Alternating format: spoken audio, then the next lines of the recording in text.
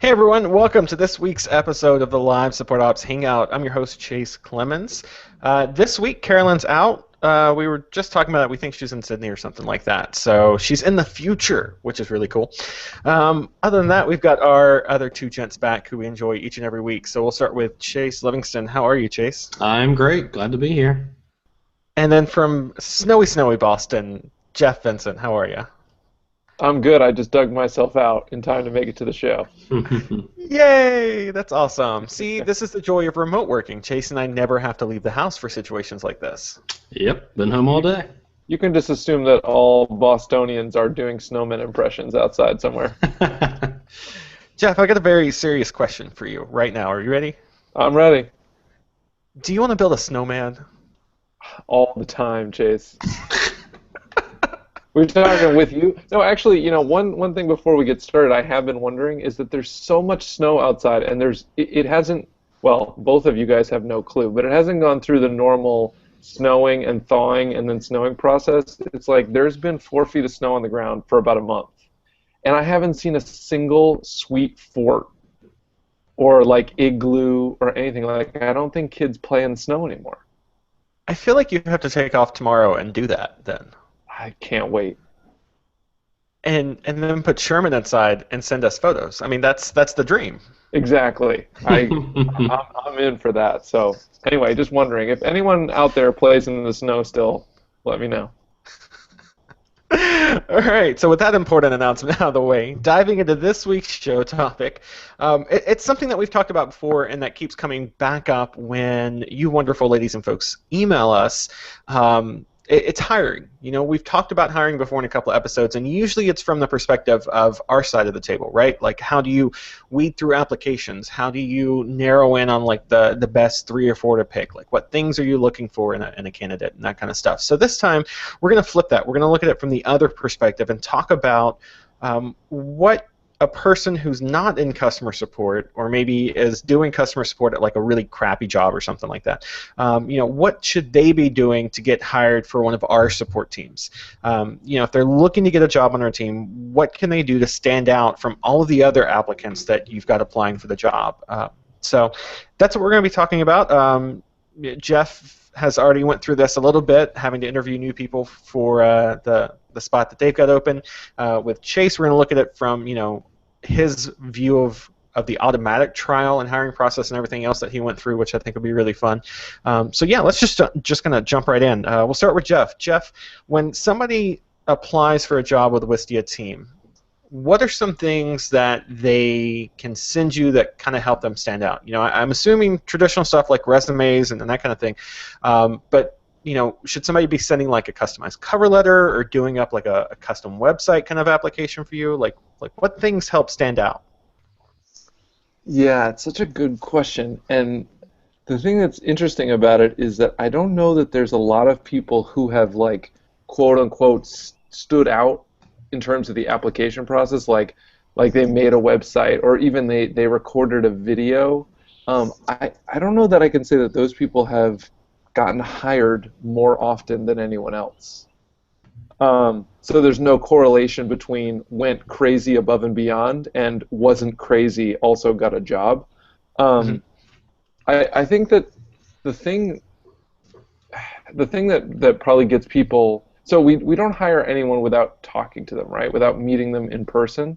So it really, the goal should really be, I want to get a meeting in person. I want to be in the office, and I want to have the chance to interact with people.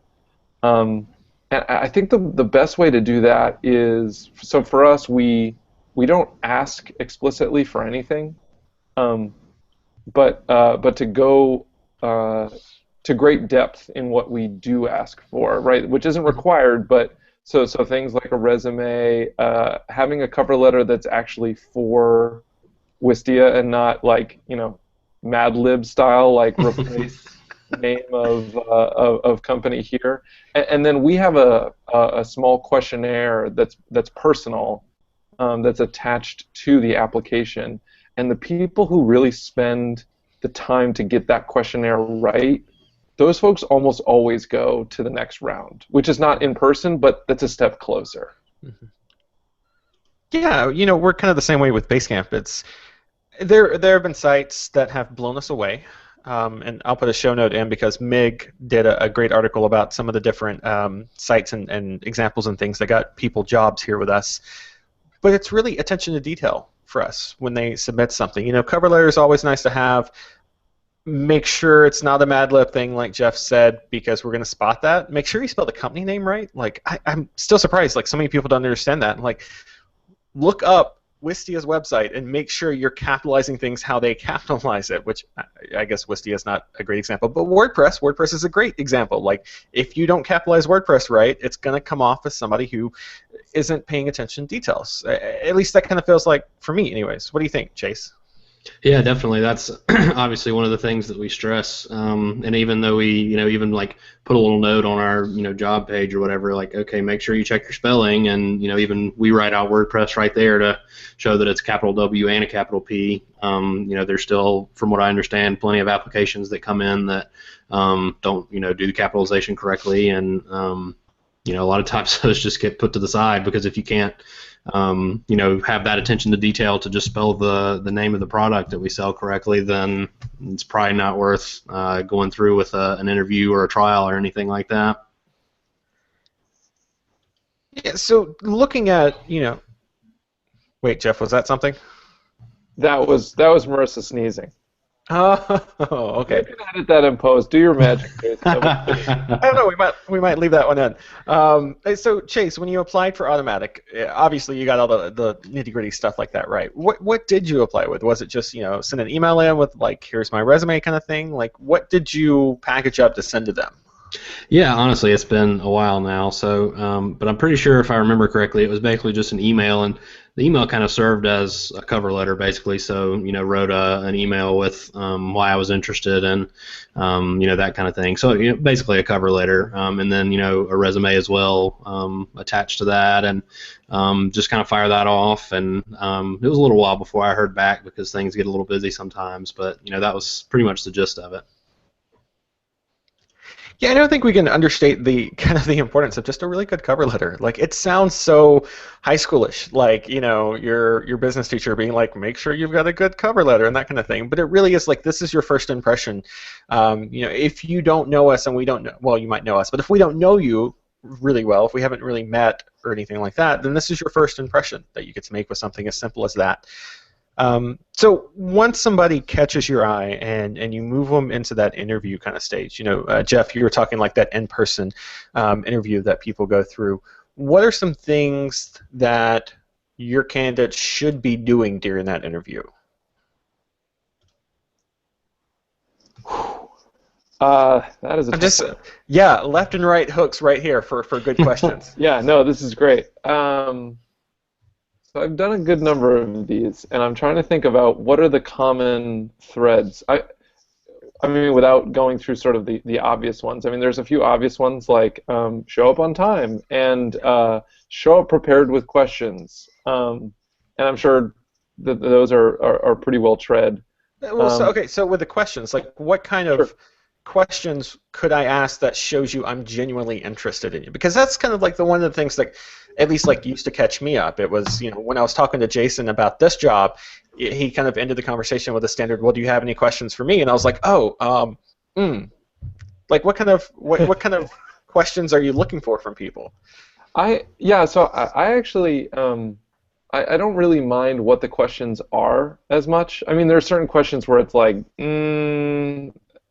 okay, you really didn't put a lot of thought into that. But I guess I've had some people who have asked me things that have nothing to do with the job, right? They're more about Wistia and the business model, or like, where do you guys want to go in the future, or what does this business look like 5 years from now? Like, am I joining the right company type of things? I guess it's more about putting together a question that says that you're evaluating the opportunity as much as we're evaluating you, makes me feel like, takes me out of the scenario that you're desperate for a job, and I'm trying to figure out whether you're desperate for a job and will do a good job, or desperate for a job because you don't really want to work, you want a paycheck, or something like that. I don't really know how to put that into words, but that's the general feeling that I tend to have, is that some people come in, they have some questions about the business, and what they're trying to get at is, I'm looking for a great opportunity, and these may not be, people have asked me things like, what do you guys use for providing support, right? Or I read an article that said you guys use Help Scout. Like, how has that been? It doesn't have to be like the most insightful question. It just tells me that they're doing some sort of research and that they're ready to evaluate the opportunity. Yeah, I like that. You know, because that's one of the big things. Like when we're interviewing somebody for a job at Basecamp, it was one of the things that would throw a red flag for us was some kind of question along the lines of like, well, how long do I have to be in support before I can move on to like a developer job, a design job, something like that. So it kind of clued us in like this is a stepping stone. So if they're, you know, even saying that about your company, like, you know, how long do you think I'll be in this company before I can do X, Y, and Z? It kind of gives you a feel of, oh, this is Wisty as a stepping stone onto like another job in a year. And you don't want to put all that time and effort in for just a year. Yep, no, I think that's a really great point. Another thing about questions is, you know, Jason has that section, and I have that section too. I probably stole it from Jason, which is, you know, do you have just kind of open-ended, like, the rest of this interview is your time, like, you just let me know what you want to know. I'm happy to answer anything, which I genuinely am.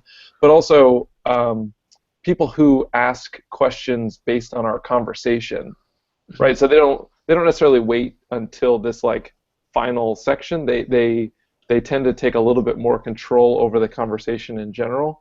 It just, again, tells me that they're more engaged with the conversation that we're having, and they're not, I guess everyone's had those interviews where it's like, you know, so tell me about yourself, and they're like, well, you know, my name's Brian, and I like puppies. And I really want to work here. And it's like, okay, you know, and that sort of like, I ask a question, they give me an answer, and there's no conversation afterwards. That I guess that all goes in the bucket of asking good questions. Yeah. So Chase, when you know, thinking back a long, long time ago to when you got hired with Automatic, what were some of the things that you were thinking about? You know, this I should be doing this during an interview.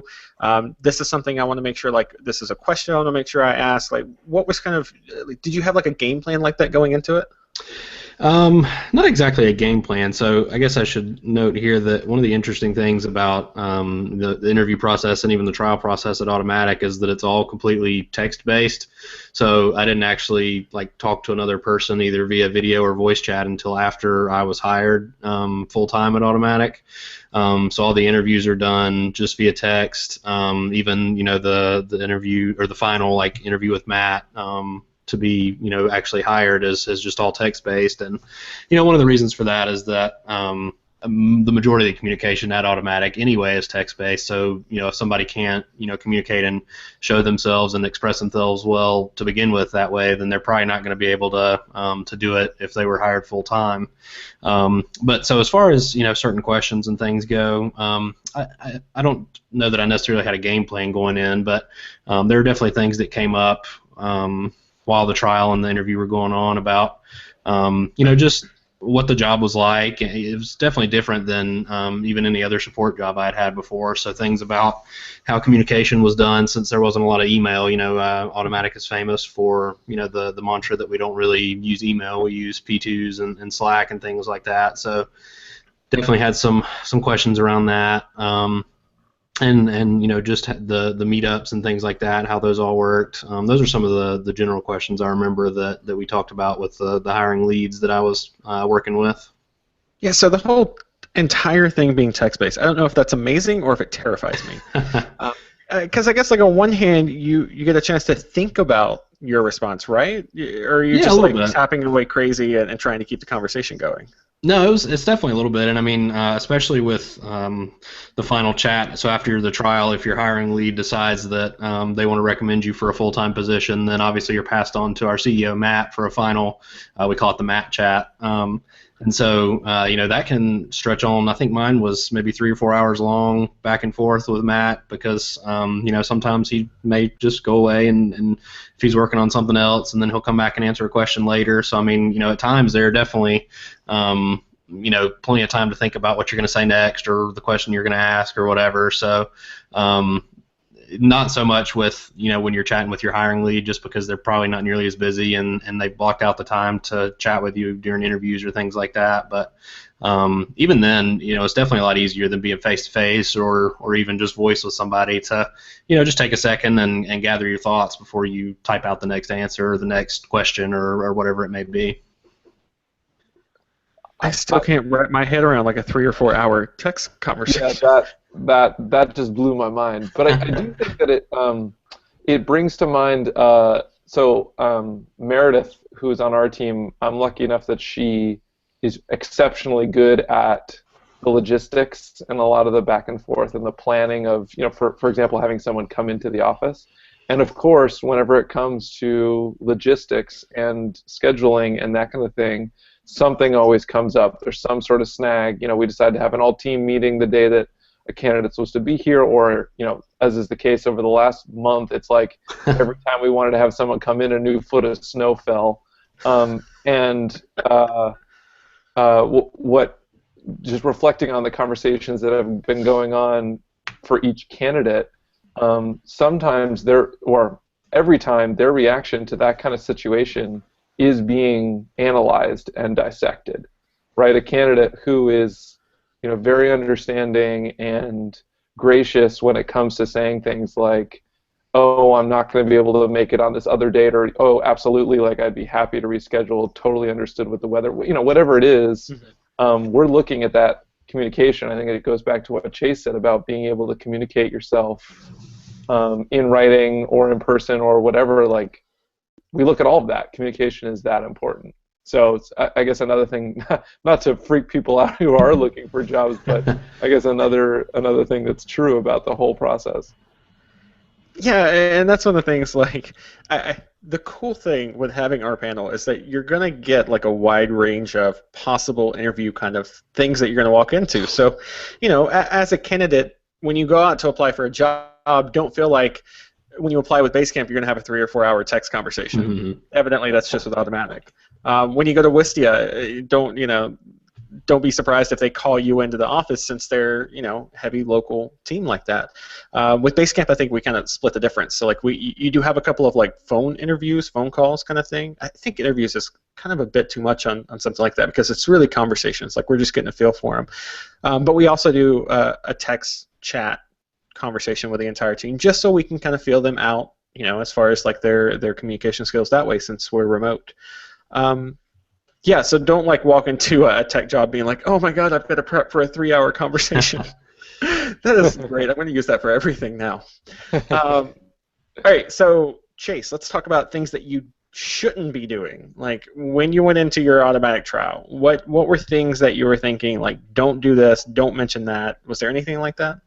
I mean, I think we kind of mentioned it earlier, alluded to it earlier, but just capitalizing WordPress correctly, and even some of our other products like Jetpack is not camel cased like WordPress is, so it's just a capital J and that's it.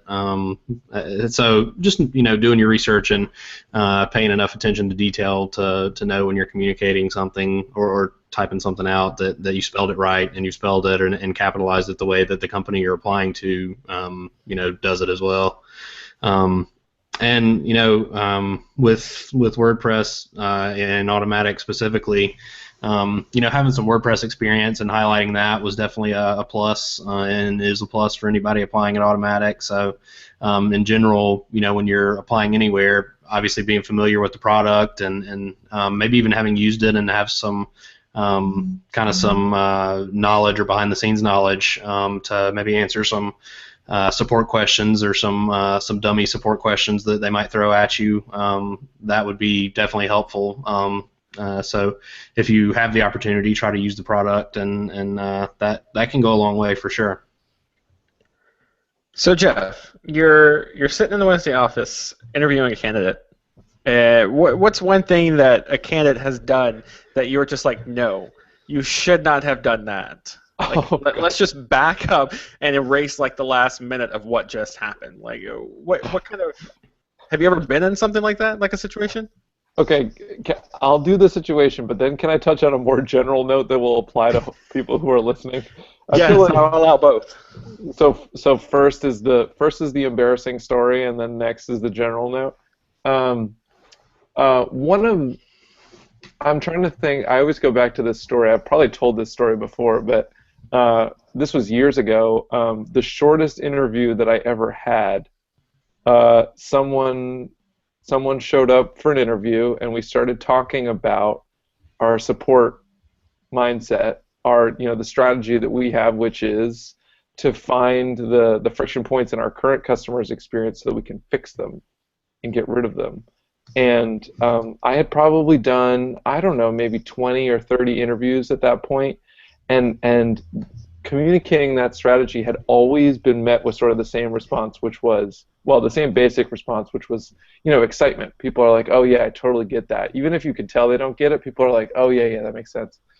This one particular person, he he he looked at me and he was looking like just a total deer in the headlights, and he was like, well, if that's our approach, like, won't I be out of a job? Like, should I even apply here if that's your approach? And I think from where he was coming from, it made perfect sense. But yeah, going into a job interview and asking whether you're going to be out of a job, I mean, it's probably not best practice. Like, yeah, probably made complete sense from where he was coming from. But that always goes back to that to me always goes back to, like, man, I think if we could just erase the last minute and you didn't ask that question, I think this interview would have gone a little bit longer. Um, That's like going to Uber and being like, "Hey, I want a job with y'all, but I'm kind of scared like you're gonna make a driverless car, and like, should I even Yeah. bother?" Yes. More general note about what you should do, I suppose, or just what you shouldn't leave out. I'll do it that way, so it's more along the line of your original question. Is find out what that job cares the most about. Like, what is the highest level? If you could write it in a sentence, what's the highest level goal of that job? And really, the job application should probably make that clear. And then whatever that is, make sure you hit that like a number of times really clearly during your interview, and just assume that the questions that you're being asked are designed to get at that thing. Mhm. So whenever we have someone come in and they leave an interview and everybody gets together and someone's like, that person never mentioned the customer once. And everybody goes around the room and they're like, yeah, no, no, never mentioned it. We don't have any questions that are designed to say, like, how would you help the customer, right? We ask questions like, how do you imagine yourself contributing, right? When you're fully up to speed, like, what does contribution look like? Just to see if someone will apply for a job called the customer champion and never mention the customer. So yeah, I think refreshing your own resume and your values and being ready to talk about all those things and knowing how to spell jetpack is important. But also make sure you can write out what it is that job really cares about, and then figure out how you can work that into as much of the conversation as possible, because that's what the hiring manager hopefully cares about. Yeah, and it feels like I don't want people to feel like we're nitpicking here, but we are, because there are so many really great, outstanding candidates for any job with either, with Automatic, with Wistia, or with with Basecamp. We're looking at splitting hairs like this. We're looking at, here are three people, and all three people can do fabulous jobs. But there was just something off about one person, since they never mentioned customer at all, and it's a customer champion kind of role. Like, that's, if you're listening to this podcast and feeling like we're nitpicking, we are, because that's how close it gets sometimes. I think we've all been there, like Jeff and Chase. Like, y'all have been in situations where it's come down to just a little bit in the favor of one person over another for a job, right? Yeah, I mean, that's what makes our show tonight so hard, is like, I'm retelling the story about this guy saying, won't I be out of a job? When really, like, and when presented in the right way, that's a totally valid criticism of what we're building, right? It's like, well, if you're always looking to get rid of conversations, at some point will you just be having no conversations? Like, isn't that a bad situation to be in, right? And then we can talk. That leads you into a conversation about, well, no, we're not looking to get rid of conversations. We're looking to get rid of these transactions where someone has to say, like, this is broken or this didn't meet my experience, right? Like, the best support is no support in those cases. We're not looking to, like, sever our connection with the customer. We're looking to spend our time talking about deeper and deeper things. So when presented in the right way, it leads to this whole conversation that I come away saying, like, that person really gets it. So yeah, it is really it is really nitpicking, and I really can't do it justice in retelling a story like that. But I think that people should be aware that that people nail interviews all the time and don't get jobs, because it can come down to something like that. Yeah, and just to stick with that whole, looking at the philosophy of the best support is no support. If I'm a candidate going in, and I know this is the outlook that Wistia has, and you should know, because if you've done your homework on Wistia, you know that that's how Jeff and the Wistia team looks at support. That's what they're going for. As a candidate, if I'm going into that, instead of asking a question like, won't I be out of a job, it would be better to flip it and be like, hey, so once we do take care of those things, what am I looking at doing next? Here's some things I've been thinking about that I could offer up to the Wistia team once we get to that point. But what other things are you thinking about the team doing once you reach that point?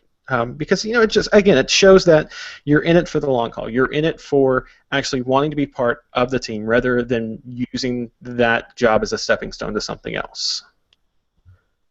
So just to round this conversation out, since we don't want to go too long, because really we could talk for hours about hiring and still not cover everything. Chase, when it comes to your final Matt chat, as you put it, what did you do after your conversation with Matt to really leave a good impression with him and the rest of the hiring staff over at Automatic? Just thanking him for his time was a big thing. Obviously, at the end of the chat, it's basically a yes or a no. So, luckily, at the end of mine, it was a yes, and that ended with an offer and that kind of thing. So, I was obviously already pretty excited about that, and so just making sure that I conveyed that excitement and that my hard work had been recognized throughout the trial and things like that. So that was definitely one of the big things. I think that went a long way. And would go a long way with someone after they, you've been through that, and then they offer you the job, is to, show some gratitude and show some excitement and that kind of thing about the job, and just making sure you let the hiring person you're working with, or whoever it may be, know that you're gonna do the best you can, and if you're working on a trial like Automatic or Basecamp, just basically keep up the good work. You're not gonna just slack off now because you have the full-time job. So make sure that that's made clear as well, that you're upbeat and excited about what you get to do and helping customers every day. Yeah, a little things goes a long way. I mean, think about it. This person, this company, these co-founders and team are about to give you, at least if you're working at a good company, a lot of money over the course of the next year. So I think you is at the very least amount of work that you can do. At least do that. Jeff, what's something that has kind of stuck out with you? Like after somebody went through and had the interview with you, what kind of follow-up did they do that really just helped you realize this is the person we want to hire? It tends, the thing that sticks with me the most is someone who emails me, but maybe also emails a bunch of other people on the team, especially when they email Meredith or someone who wasn't clearly the hiring manager for that role, right? So Meredith is in charge of all the talent stuff, so it kind of makes sense you would email and thank her. She clearly is in control of your fate. But maybe somebody else that you met during the hiring process, when someone tracks down all those emails and remembers who they spoke to, and then says I was reflecting on the day, and I was talking with Laura, and I had a great conversation with her about this thing, and it got me really excited about that. when they really show that they cared about who they spoke to, and that they were willing to put the time in to track those people down and thank them, that always really sticks with me. Because too often you email or you interview somebody. So I tend to do the first email the first interview and the last interview of a day. And when I go back in the room at the end of the day and I say, how did everything go today? And somebody says like, oh, well, there was this one person that I was talking to. I can't remember who it was, and we had this great conversation. It's like, did you really, was it really that great if you don't remember who the person was? But when somebody remembers everyone's name, especially if they're in the room with 2 or 3 people at once, that always really impresses me. I guess it's a skill, but still, it really shows that they care. Yeah, that's one of those. I'm kind of the same way. Like for me, that experience came after we had hired a person, and they were in their training, and they were meeting people at the office. Being able to recall those names at the end of the day, because that's a lot. At the end of a trial run like that, you're doing the interview at the end of the day, or even after, a long 3-hour text message. That's crazy. Just being able to recall some of those names is just shows that, again, you're paying attention to the details, that you're really making those connections. Yep. Yeah, so do it. I mean, if nothing more, spend a couple of minutes looking at the website, the team's about page, where they have a list of everybody and their names and photos. You don't have to memorize them or anything like that. Just at least look at it so you kind of know who you're talking to going in. Yeah, I think another thing about, maybe it's just Wistia, but I feel like I would want this at any company that I was working at, is that a candidate who comes in with a smile and they're nervous. I'm sure they're super nervous, but whatever they have to go through that day, they're doing it with a smile. That says a lot about who they are as a person and their approach to challenges. I mean, I guess that's what you lose when you're doing a 3-hour all text message. Maybe there's just a lot of smiley faces and emoji and stuff, but when we have a candidate who, for example, normally when we do a second interview day, we do lunch. They come in the morning, we do a coffee meeting and a couple hours of interviews, and then they stay for team lunch. So they walk into a room with 35 people, all just chatting away and doing lunch and picking up lunch and the whole thing. When they kind of approach that whole scenario with a smile and they're saying oh my gosh, there's so many people I don't know, and they're just having conversations with people, that always leaves a really positive impression with me. It's probably unfair to people who are severe introverts and shy, but think about how you're approaching those little challenges that come with an interview day. Again, interview day sounds scary as hell too. I was trying to think about the interviews that we do with Basecamp. It tends to be maybe 45 minutes to an hour worth of a phone conversation, and then you're in a campfire chat for maybe 30 minutes, 45 minutes, that kind of thing. I just couldn't imagine a whole day's worth of interviews or a 3-hour chat. So wait a second, you guys don't meet people in person before you hire them? No, the very first time I met Jason was when I was already hired and flying up to Chicago to do my initial training.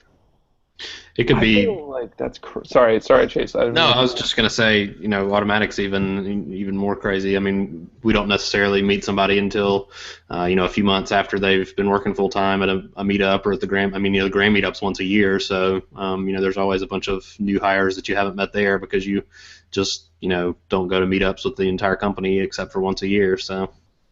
And even the hiring manager doesn't even meet. Probably doesn't even hear their voice until they've already been hired. I'm sure there's so many. Sorry, go ahead. No, you're fine. Doesn't hear their voice, much less actually meeting them in person or even having a video chat or anything like that. So this is just blowing my mind so fully that I can't even keep my mouth shut. I just can't imagine trusting our customers to someone that I've never met. But yet, at the same time, I can see clear advantages. There's biases to when you meet someone. Sure. So, yeah, never met in person. I think that's the key here. because you're still getting to know somebody through these online chats and phone calls or Google Hangouts or whatever you're doing, right? Like however your hiring process is set up.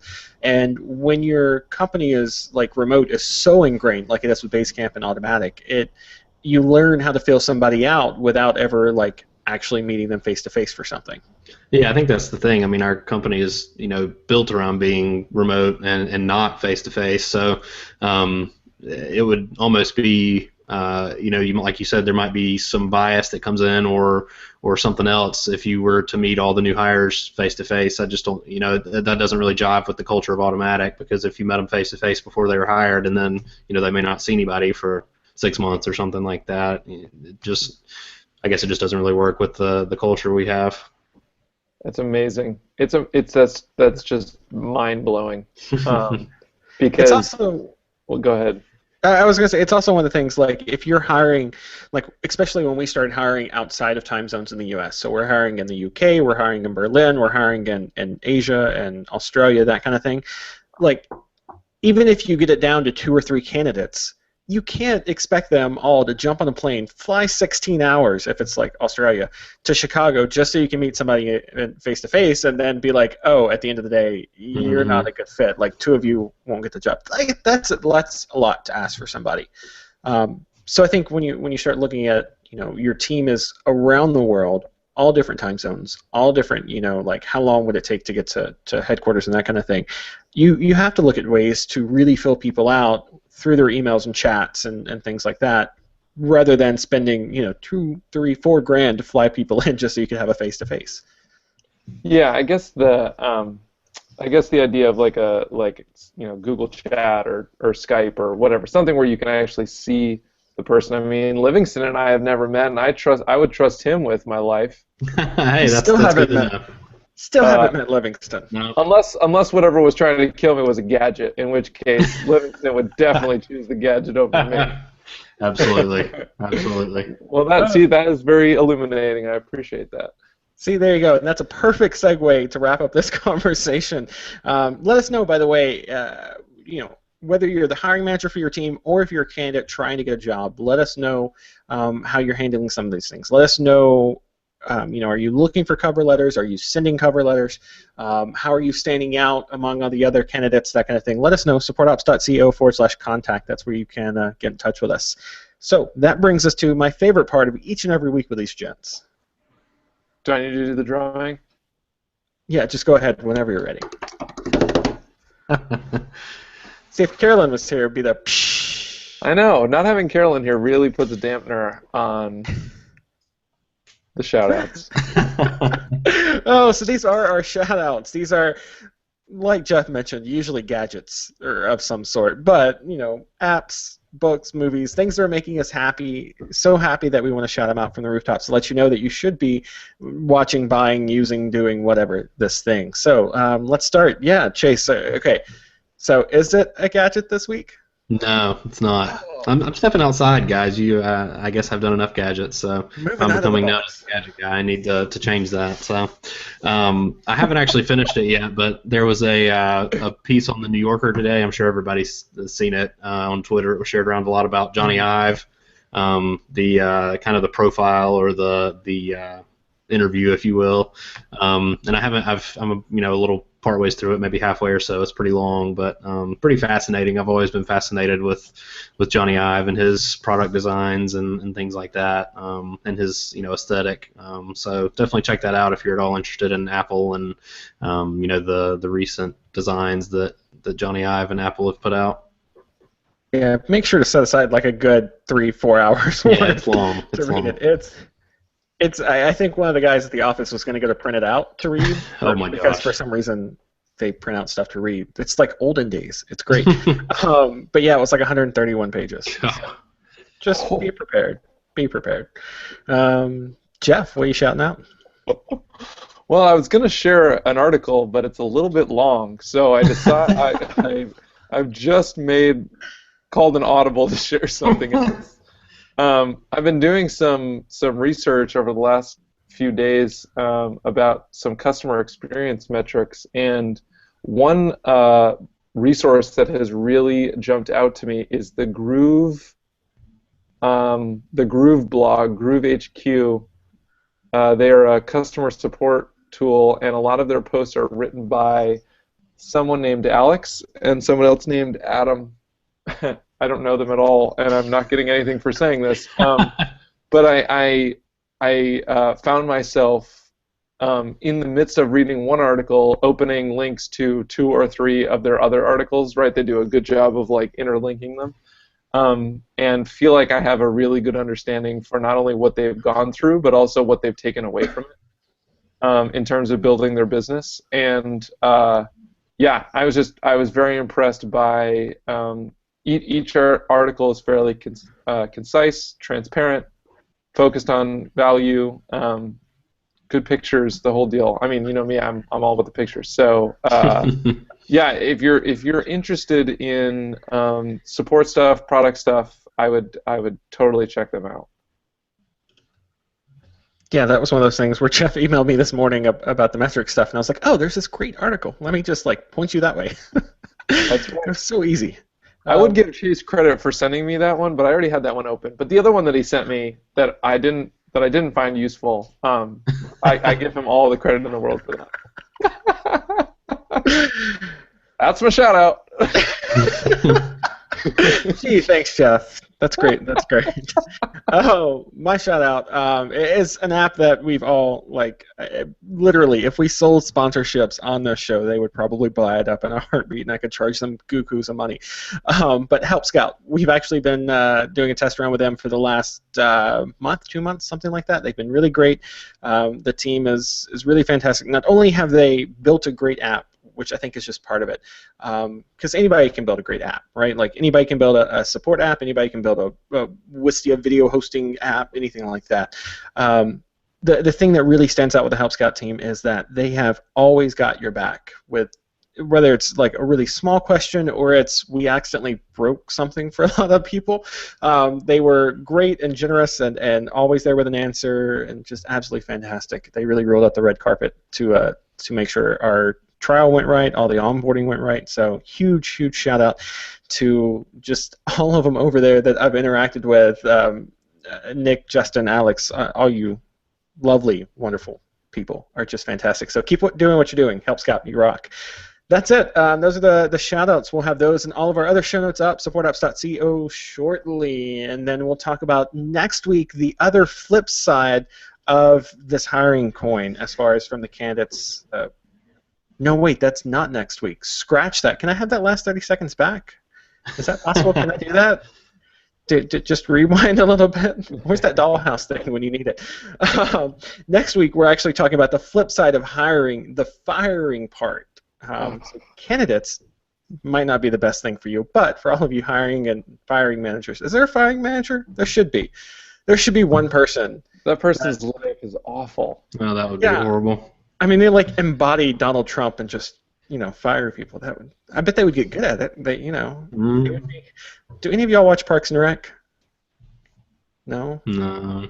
Oh my God! All right, so for all of you Parks and Rec fans out there, there's a great scene with Chris Traeger where he breaks up with his girlfriend so gently and perfectly, not perfectly, but so exquisite. I don't know, whatever word you want to use there. She doesn't even know that they broke up. Like that's how to let somebody down. Like if you're gonna fire them and them still be like, it's okay. Like I still love the company. It's me. I understand. It's not you. It's great. But yeah, we are gonna talk about firing a team member because it is tough. It's a tough thing to do, and it's not something that you probably do a lot of if you're got your hiring right. So tune in next Monday, same bat time, same bat channel, and until we see you then, have an awesome week.